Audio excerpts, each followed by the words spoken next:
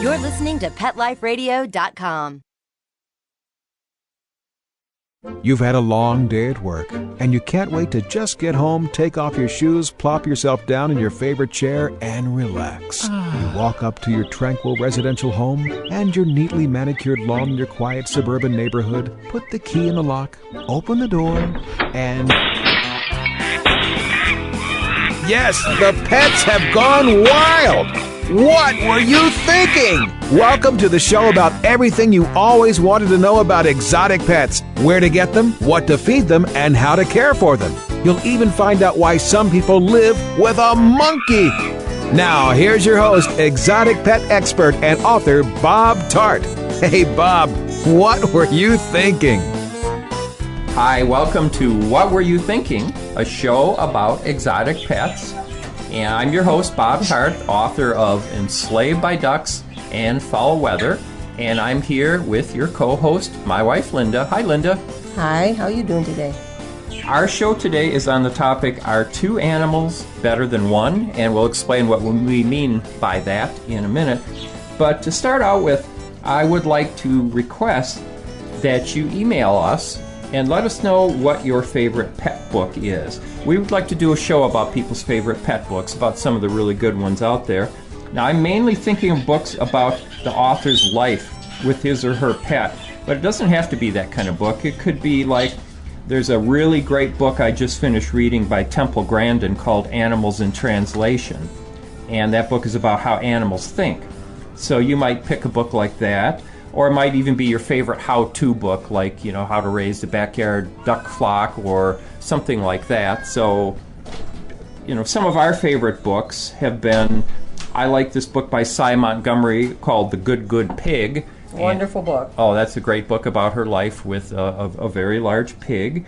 And Arnie the Darling Starling, that was just a great book about a woman with a pet starling. And Linda, you had a couple favorite books you wanted to mention too. Yeah, I was looking through our bookshelves, and I remember one that I read a few years ago called Modoc by Ralph Heffler. It's a book about a true story about an elephant in his life, and it's just an extraordinary book. Just a wonderful, heartwarming book. I just loved it. The book by Philip Gonzalez called The Dog Who Rescues Cats, and there was one after that also. Excellent book. All of the James Herriot books, you can't go wrong with any of those. They're so funny and so heartwarming and good. The Wilderness Family by Kobe Kruger, about people that lived in Africa on a reserve, and her husband was some kind of officer on the reserve. All the Gerald Durrell books, the Farley Mowat books, Call of the Wild by Jack London. That was an excellent book. There's so many. There's so many wonderful Yep, ones. so we hope this will get you going and get you thinking about that. This week's topic is, Are Two Animals Better Than One? And I'm actually thinking here, we're wondering about two animals of one species being better than one. And the reason this is our topic, what got me thinking, is that I got an email from a woman just about a week ago who had lost one of her two pet ducks to a dog. And she wanted to know if I thought she should get another mate for her duck. And, you know, I told her, absolutely go and do that. Because they're flock animals. Yep, with flock animals like birds, it's almost always better to have more than one so that that bird has another bird of the same species for company. They're much happier. Yeah, and so that would apply to ducks, to geese, to turkeys, hens, and those are outdoor birds, and those are, the more the merrier has always been the motto with our outdoor animals, wouldn't you say? Yes, that's exactly right. Yep, but it also applies to indoor birds like Parakeets. Yep, parakeets, finches, and cockatiels. Now there are some exceptions to that. An older bird that's accustomed to being in a cage by itself for many years probably wouldn't want another bird in with it. You never know, but it's somewhat likely that that bird is set in his ways and might not like it, but yet you never know. You could try it. And I think if you want a cockatiel or a larger parrot to exclusively bond with you, and if you want that kind of a bond with your bird, you better be prepared to give the bird a lot of attention so that the bird isn't going to miss having another of its own kind. That's another case where you might not want to have a friend for the bird. Well, your larger parrots, That's they right. typically are not flock birds. No.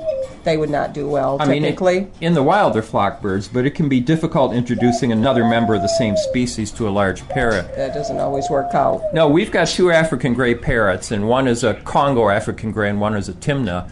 But still, I have never noticed that they're very interested They are in one not. another. They are not, and I am positive they would not want to be in the cage together. Now, they listen to one another, and Dusty will say things that Bella will pick up. They're on opposite sides of the room. But and so they really enjoy interacting on that level. But I can't say that Dusty, when Dusty is out, has ever tried to get over to No. see Bella, and when Bella is out, she's never flown over to see Dusty. No, they're more solitary birds, at least in domesticated ones. Now, another exception to having 2 birds in the same cage would be if you have a male canary that you've gotten because you like to hear a canary song. And I've never had a female canary. We've only had males, but I understand that males sing to attract the attention of the female, and that if you have the female in the same cage, I have been told They don't sing. that they don't sing. You want to put, if you're going to have a female, put it in a separate cage across the room.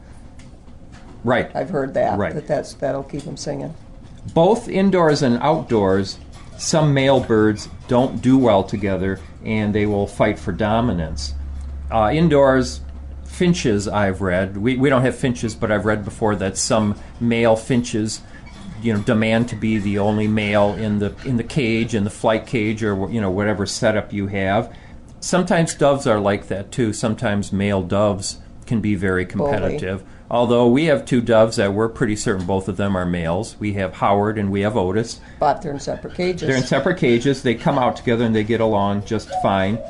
Outdoors, we have had a lot of squabbles among male ducks and geese, mainly in the springtime, wouldn't you say? The ducks are worse than the geese. Although the geese can be pretty bad too. Yeah, they can be bad, but what happens in the spring is that they have the mating urge, and that the males all want to be the top of the pecking order, and they can be pretty bad about. They really can. Especially our Muscovy ducks. Victor sometimes will really harass. Victor's the alpha male, and he will really harass Ramon, and sometimes Marone will just kind of put them in a separate pen from each other. That's nothing else you can do. Right, and I guess it's a definite problem with roosters that sometimes roosters can fight to injure or kill one another. Exactly. It's certain breeds. You I have know to other keep an breeds eye get along on okay. your flock animals like that. Put them in separate the pens. Put them off in a separate pen. And speaking about males, and we've been talking about how the males can be like that, we've usually found that it's safer to add females to the flock, no matter what kind of bird. Wouldn't you say that's true? Exactly. That's why we don't have roosters. We don't want that kind of trouble. But we have added female after female duck and chicken. There's no problem with that. I don't think we've ever had a problem. No, typically not. Sometimes when you add a new duck, the first few minutes are a little bit dicey, because the other ducks will come up and dominate it. Yeah, one of them will actually kind of pin the duck down to the ground and peck it a little bit, but Doesn't last. That's just to show the duck. You're not taking over our pen. Yeah, show the duck where its place is. So I was saying that. Oh, did you have some notes too that you wanted to say about adding a friend to some birds? Well, we just noticed that Harvey, our parakeet, when we tried to introduce a female to him, maybe I already talked about this, I don't know, but that it didn't work out No, you because didn't she talk was about too that. bossy. The female that was his little friend had passed away, and we thought he was lonely, so we introduced another female in there. She was so bossy. You really have to notice the personalities of the birds that you put together. She just, for one reason or other, was a really sort of dominating little bird. She was beautiful. She was pure white with little splashes of blue here and there. And we put her in there, and she wouldn't let Harvey sit on the perch. She made him hang on to the sidebars all the time. She would take and throw the food, every bit of it, out of the dish within about 20 minutes of the time you put it in. We clipped lettuce onto the side and bread for treats, and she would throw the little treats on the floor. She wouldn't let him eat them. And I figured that'd go away in a couple days. It never did. We had her in there for a couple weeks, and this kind of behavior went on like 2 whole weeks, and we decided, well, she wasn't a match for him. she went back with her original owner, which is the proper thing to do if you have these kind of problems like that. You want your bird to be with somebody that they get along fine with, and that's if they don't, you find a new home for them. In case you're wondering at some of the sounds you hear in the background, that wasn't me who just said, Maynard. That was our African gray parrot, Dusty, and that isn't Linda cooing in the background. That is, let's see, which one is that? That's Otis. It looks like... our new dove Otis. Yeah. Has exactly the same sound pattern as our dove Howard. Yeah, Otis is pure white, but I think he's just albino or leucistic, probably albino. Sometimes you can also pair up a couple birds of different species. Sometimes that works quite well.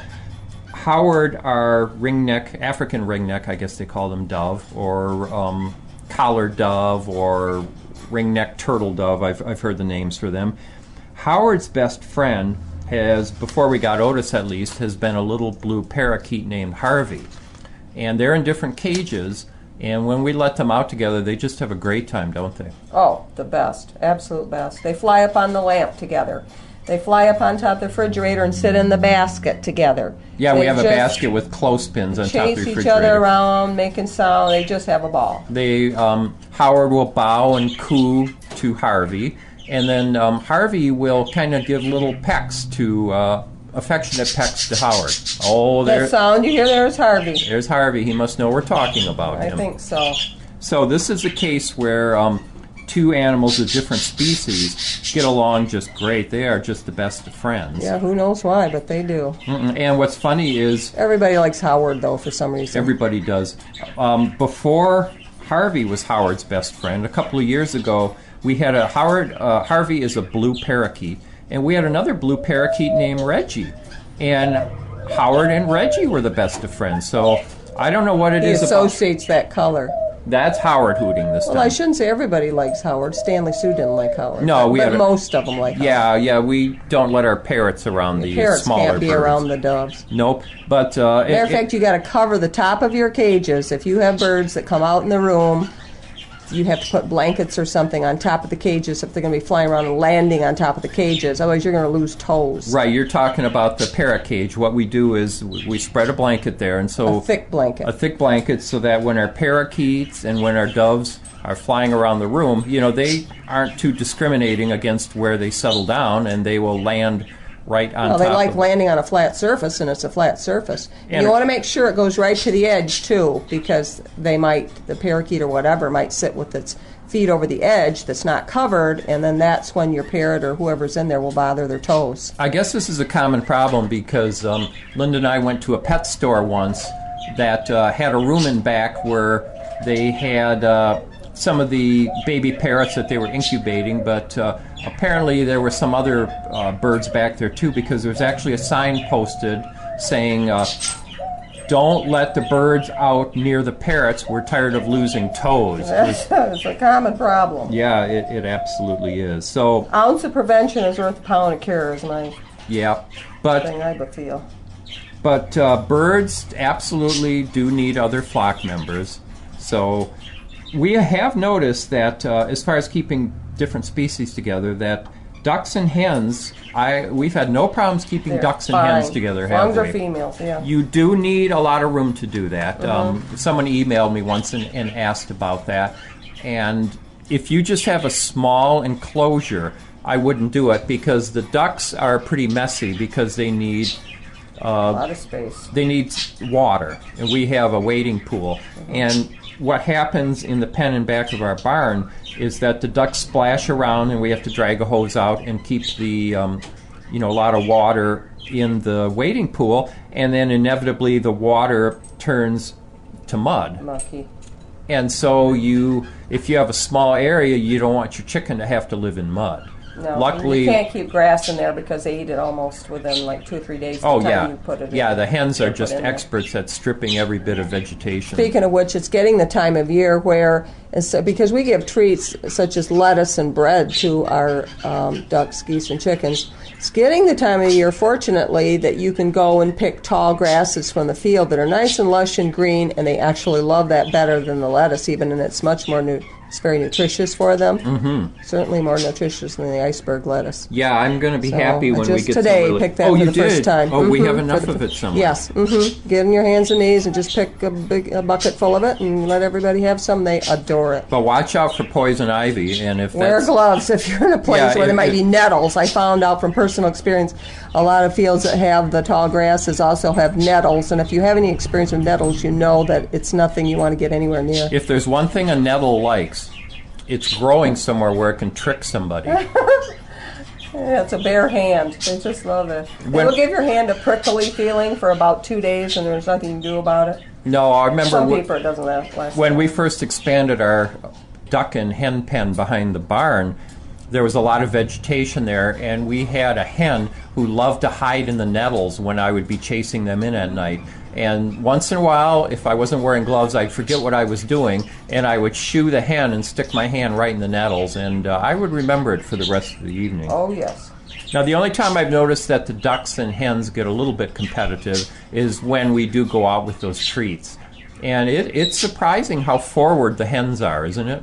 It really is. They'll knock anybody out of the way to get to that grass. They will. The hens are they're amazing. We have one duck, though, named Bumpkin. And Bumpkin is a character, and Bumpkin is such a little pig when it comes to eating her treats. I have seen her actually climb right over other ducks and hens. Have you seen that too? Yeah, they'll be by me, and I'll throw a handful of table scraps, and then Bumpkin will be eating that, and then I'll fling one in the other direction, and suddenly Bumpkin decides that, no, she wants those table scraps, and so she will actually go, and just kind of half fly and half clamber over everybody else. It's also getting the season when the boy ducks are starting to bother the girl ducks as far as wanting to mate with them, and they will pull the feathers off of the back of their neck and on their back. And I think it's the best thing to do, and I think we should do that this year. We didn't do it last year, is if it gets too bad that way, to just put the girls in a separate pen or divide your pen. Because otherwise they tend to just not quit that either for a long time. Right, and we have, our barn pen is actually divided into 3 sections, although 2 main sections, so it looks like we'll probably have to at least keep some of the girls on one side. Yeah, I think we're going to have to do that. It's a little more trouble, but the females are much happier. Well, you're listening to What Were You Thinking, a show about exotic pets, and we are going to go away just for a moment for a word from our sponsor, if we have a sponsor this week, and we'll be right back.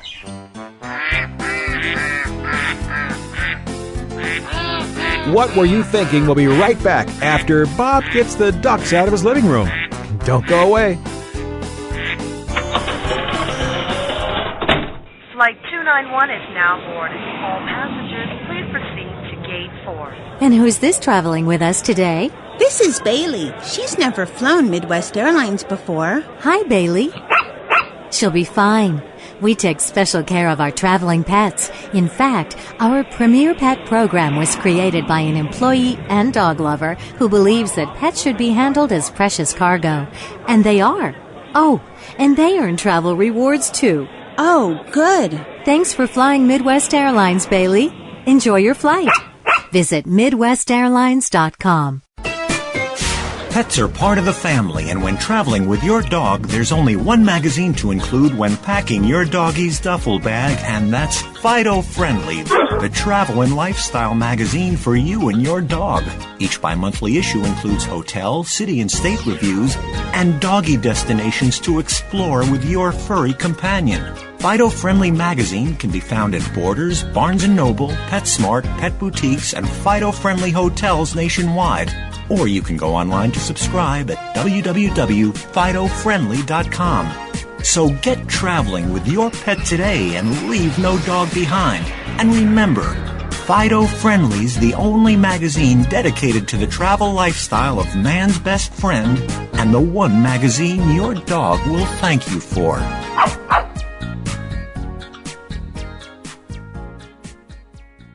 Welcome to Personals.com. As a fellow cat owner, I know how finicky we are. From our friendships to our loves to just about everything. Not any old website is going to satisfy us. Here at Personals.com, cat lovers from all walks of life can celebrate the photos, the stories, and videos of their beloved family member. And if you're single, here's your chance to meet someone who's perfect for you. Share your personality today for free. See you soon. Personals.com. That's Purrsonals.com. Finally, a place to meet that special person. Ready to take a walk? Not just you, but your whole family. It's the 2008 Whisker Walk, Sunday, June 8th from 9 to 4 at the Lancaster Fairground in Lancaster, Massachusetts. Pet owners and animal lovers walk to lend a paw to benefit the animal shelters and pet charities they love. Come see exhibits, demonstrations, educational programs, special attractions, product giveaways, entertainment, auctions, raffles, food, fun, and things for adults and kids to see, do, and buy, both human and pet related. Whisker Walk 2008, a fun day for everyone. For more information, log on to whiskerwalk.org.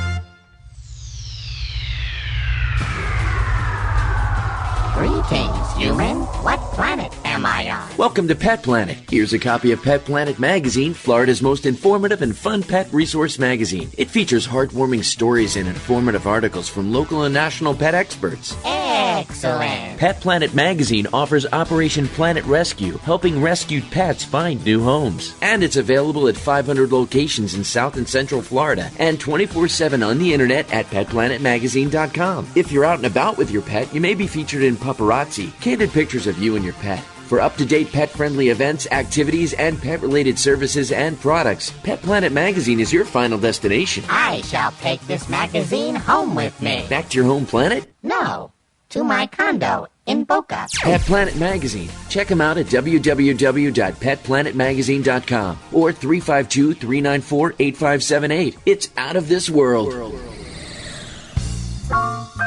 Having a rough day? Longing for the dog days of summer? Think your fun furry friend lives a dog's life? Well, find out everything you're begging to know as Pet Life Radio presents It's a Doggy Dog World with pet expert and award-winning author Liz Palaika. Every dog has his day, and you'll find out how to make your dog's day fun and rewarding. Every week, on demand, only on PetLifeRadio.com.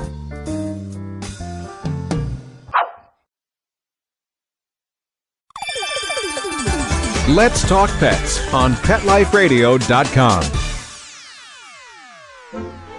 Okay, ducks are in the pond, rabbits in his hutch, and monkeys... Ow! In my car! Oh, okay, well, I go check my insurance policy. We'll turn you back over to Bob. Hi, you're listening to What Were You Thinking? I'm Bob Tart, author of Enslaved by Ducks in Fall Weather, and I'm with Linda Sue, my wife. Hello. And we're talking about our two pets better than one, and we've been talking about birds the first half of the show, but I want to talk about rabbits a little bit and talk about our experience trying to keep more than one rabbit and you know what we learned, because we found out that our rabbits always seem to be happier when they can be close to another rabbit, but that doesn't always mean they want to be in the same cage, does it? No, you can put the cages side by side and they'll lay close to each other inside the two separate cages. Do you remember when we first got Birdie and Rollo? They were best friends. They were two baby rabbits. We went to best friends. A place way out in the country, and there were these two tiny little bunnies. Just adorable, black and just sweet, tiny. And they were best friends, weren't they? Because they were little rabbits, and they were very good friends. They were brothers, weren't they? They were, yeah, but they were not only brothers, but they were the best friends. And you want to talk about what happened after we brought them home? Well, they would play and they sit in a box together. We'd put them on the porch. They'd play together. They were just fine together for, how did it last, a week? I think it lasted a whole week. Something like that. And then they decided, then they get territorial. And I don't know at what point that happens, but it doesn't last long. And I'm not saying this happens with all rabbits, because we've seen huge amounts of rabbits together at zoos, and everybody is all buddy. But in our house, I'm just speaking from our experience, many of the rabbits we've gotten don't want to be in a room with another rabbit. They're territorial. They want that room that they're in to be their room, and Birdie and Rollo would just tumble all over each other, fur flying everywhere, because they decided that was their territory. But you put them in 2 separate cages side by side, and they lay very close to each other on opposite sides of the bars. Yeah, we had them in the same cage at first, and they would snuggle up together. And I remember one night we were in bed, and we thought the rabbits are in bed, and suddenly we started hearing thumps. We didn't know what it was. Anytime you hear a thump with a rabbit, it means they're mad. But a thump is not a happy sound with a rabbit. No, but we didn't even know where it was coming from at first. And then I remember you got up and went into the dining room where we keep the animals, and then you came back and you said, the rabbits are fighting, they're fighting. And I think what happened was, suddenly sexual maturity started to kick in, and they started thinking of themselves as, instead of just baby, as dominant rabbits. And they are territorial, and they did not want to share space anymore. So somehow we got through the night, because we only had one cage handy, and they only fought a little bit off and on, but by the next day we had to separate them. We had to buy another cage exactly like the first one, and peace reigned as soon as we got that other cage. No problem. We had to start letting them out separately, because we couldn't let them out together in the same room. But like Linda said about them rolling around, it's absolutely true. You would not believe it if people who think rabbits are these incredibly docile, peaceful animals, well, they are to some extent, but I remember being shocked coming into the room and seeing, if you ever read the Beetle Bailey comic strip, when Beetle Bailey and Sarge get in a fight, you just see this kind of rolling, kind of tumbling with limbs just flailing in all directions. And the rabbits are like that. They jump at each other, and they're rolling all around on the floor, and you actually, the term, boy, the fur is really going to fly. That's exactly what happens. It does. You end up with enough fur all over the ground, all over the floor. You can anger a sweater. Yeah, we had to pick that all up. So you live and learn. Yeah, you live and learn. But Linda was talking about us seeing other rabbits together. We used to, when we would visit Linda's mom in Battle Creek, we would like to go to Binder Park Zoo once in a while. It's a really fabulous small zoo in the Battle Creek, Michigan area. And they have a large outdoor pen with, how many rabbits do you think were in that pen? There was probably at least 10, wasn't there? Oh, I think there were like 30 or something like that, and they'd be all huddled together. Peacefully coexisting. And I'm not sure how that happened, because Me neither. Unless they, could they have been all females? I just don't know. No, I don't know how they did it. But if you folks have tips on males and female, or on rabbits getting along together, let us know. We have found that we did have ours neutered. They said to get them neutered, and we did. We had Birdie and Rollo neutered, and their behavior was the same even after they were neutered. Right. But eventually, or pretty soon, what we did with Birdie and Rollo is we had them in cages that were right next to each other, and they really liked each other's company as long as they weren't in the same cage or out in the room at the same time. Right. And it's funny, because when we would let one of the rabbits out, they would each have separate out-of-cage times. Say that Birdie was out. Instead of, Birdie would scamper around the room and explore for a little while, but then he'd come in the room. He'd come back and be laying by Rollo's cage. He was laying right up against the wire of Rollo's cage, and then Rollo in his cage would be laying right up against the wire too, so their fur was touching. So they liked each other. Oh yeah, they absolutely did. Something about territory. Yeah, but it's funny, because once that fence is there, or the barrier of the cage, taken away, you're in trouble. But once it's there, they got along fine, and they like each other. Yep, they did. I remember when we had our checker giant rabbit Walter, and Walter's best friend, I guess it was Birdie was the one who died that we had for quite a while. And Walter was quite sad, because Walter no longer had a friend in the next cage. Yeah, he missed that a lot. I remember the day that we had Walter, we used to have these rabbit runs in our basement. We had Walter in the rabbit run down in the basement. It was a circle. Yes, it was a circle, and he was looking kind of sulky as usual because he missed his friend. And we just got a new rabbit at that point named Rudy, and we put Rudy in the adjacent circle of wire, and you should have seen Walter perk up. Because he'd been looking sad for so many days. He was just droopy looking. Oh my gosh, it was like a different rabbit as long as he knew there ears was another. Perked up, and I got a friend again. Mm-hmm. Yep. Now we had the first time that we were able to keep rabbits together was when somebody gave us a large French lop rabbit named Bee. And I have heard people say before that the two things that work best in keeping rabbits together is to try male and female, and also different sizes. Now, when they say different sizes, I don't know if that means you could have a large and a small male, or maybe they mean a large female and a small male, or something like that. That's the case with ours. But at any rate, I remember... She was a big female. Yeah, she was almost twice as big as the little bunnies, wasn't she? Or 3 times. She was huge. So, as I recall in the early days, it didn't work real good. We would try them together in an outdoor pen, and it seemed that they were a little nippy with each other in the beginning. I don't remember that. But we kept trying, and before long, it worked really well that if we had Bee out, we had 3 rabbits at that time, if we had Bee out either in the dining room area or outside, then we could let one of the males. Yeah, and these males were Netherland dwarfs. Mm-hmm. And they would snuggle together. Well, they groomed her. Didn't we call her Queen Bee? Because she loved to be groomed. And she wouldn't groom them. Maybe once every 6 months she would groom one a little bit. She expected them to groom her. Mm-hmm. Yeah, so, they liked to. They'd lick her face and her ears. Yeah, absolutely. I think the best 2 rabbit friends we ever had were Rudy and Frida. And Frida was a large New Zealand white rabbit. She was, beautiful rabbit. Oh yeah, and what a character! Sweetheart. What a nice temperament. Very nice. Those New Zealand's for temperament, you just can't beat them. They're very sweet. Yeah, they are.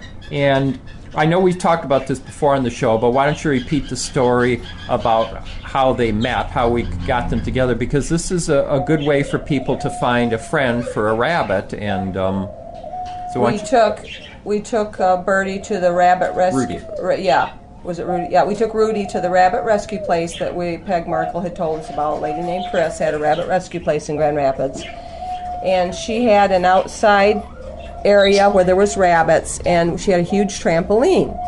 And she would bring out one rabbit after another and set them on the trampoline with Rudy to see how he behaved around them, whether he liked them. I don't know how many different ones we tried, but some of them he was scared of, and some of them they were scared of him, whatever. It just didn't work out with some of them. But we went to this hutch that was on the back of her property, and there was one that I liked the looks of. And then she got that one out, brought it over, and that was the one that Rudy liked. And that was the one we brought home, and they nuzzled with each other right from the beginning. She just had a really nice disposition. And that's the one that we took home. So I would recommend... We named her Frida. Frida. I would recommend that you do that if you have a rabbit and you want to try and find a friend for your male and female rabbit. Let him pick her out. But choose a neutral territory. If your rabbit already thinks that he or she, that the room where the rabbit usually is his or her territory, take the rabbit to a neutral territory, maybe another room of your house, or if you can do what we did, go somewhere else. Take it to the rabbit rescue person, and we keep saying rabbit rescue because we would prefer that instead of going to a breeder, that you find somebody in your area who has rabbits that need a good home and adopt a rabbit there. That's a nice thing to do. And so try and find a place there that the rescue rabbits don't consider as their territory, and then just try them together. And again, I would recommend if you have a female, try and find a male, and if you have a male, try and find a female, wouldn't you say? Yes, that works out good usually. Better. So let us know if you have tips for keeping 2 animals of the same kind together, or if you have stories about the friendship between a couple of animals, whether the same species or not. Email us. The email address is bob@petliferadio.com, and tell us about them. And we'd also, again, like to hear about your favorite pet book. So email bob@petliferadio.com and let us know what pet book you like the best. Maybe you read one we haven't read that we need to get. We would love to hear about that. I love pet books. Yeah, we're always looking for new books to read. That's absolutely true. You think of anything else to say about keeping animals together? The other thing this other thing I thought of about rabbits, Rollo loved to groom Bee loved to be groomed by Rollo, let's put it that way. And she demanded that so much that he ended up one time getting a little ill-tempered and nipped her a little bit under her neck. And rabbits have what do you call that, a germ, Pasteurella? It's a germ or a virus. It's something that's in their body naturally, but if it gets into their bloodstream, it will cause abscesses in areas of their body. And if they get nipped, for instance, an abscess might form near that site where they're nipped, because the Pasteurella germ from the mouth of the rabbit, which is naturally in the mouth of the rabbit, will get in that area and it'll cause an abscess, and it's a very serious thing. So you don't want rabbits to break the skin of another rabbit. That's very important. So do keep an eye on them. You have to keep an eye on them. Very important. If you have stories about your rabbits and about your efforts to find friends for your rabbits or for your birds, let us know. Yes, we would love to hear about that. So that's another episode of What Were You Thinking? And we'd like to thank you for listening. We'd like to thank our very mysterious producers who are on an asteroid, I understand, this week producing the show. I'm not sure how they're doing it, but they have that special equipment for doing that. Oh. So until our next episode, bye-bye from Bob. Bye-bye. Thinking about buying a monkey? How about a ferret or a skunk? Then check out the show that will answer the burning questions: where do you get them? What do you feed them? How do you take care of them? And most of all, what were you thinking? With exotic pet expert and author Bob Tart, every week on demand from PetLifeRadio.com.